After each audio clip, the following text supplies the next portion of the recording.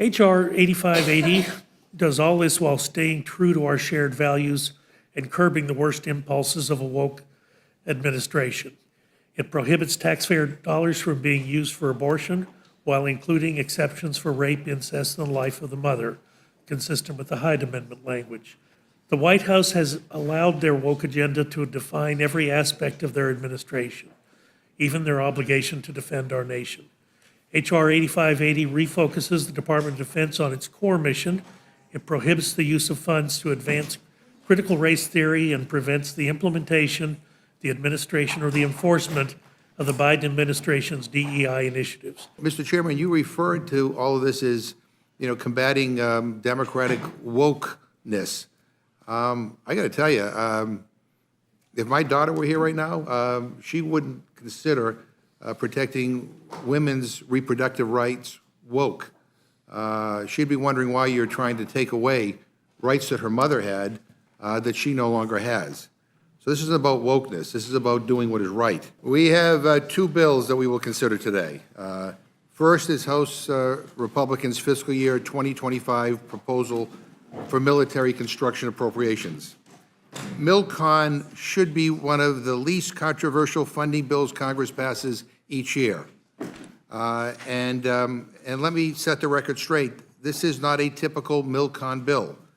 Once again, House Republicans are loading it up like a MAGA Christmas tree, full of shiny culture war nonsense, the same attacks on abortion access, attacks on the LGBTQ plus community, attacks on diversity and inclusion efforts, just more narrow-minded, hateful MAGA riders that inject partisan politics into what should be a bipartisan bill. The bill also holds the VA back from protecting struggling vets who may pose a danger to themselves or others, preventing the agency from adding vulnerable vets to the National Instant Criminal Background Check System.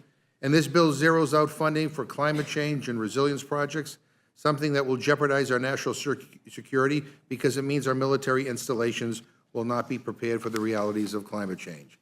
At the end of the day, this funding bill is full of poison pills and harmful policy riders that endanger our national security and hurts the quality of life for veterans, those who serve, and their families. Second on our agenda is H.R. 8282, a bill to impose sanctions on the International Criminal Court. Now, let me just speak for myself here. I think this is a bad bill.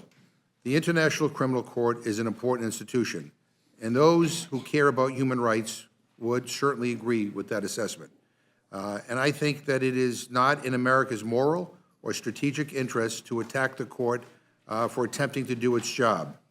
This bill makes a mockery of the rules-based international order that America helped build. It would totally undermine everything we have said and done to pursue accountability for Russian aggression, war crimes, and crimes against humanity in Ukraine.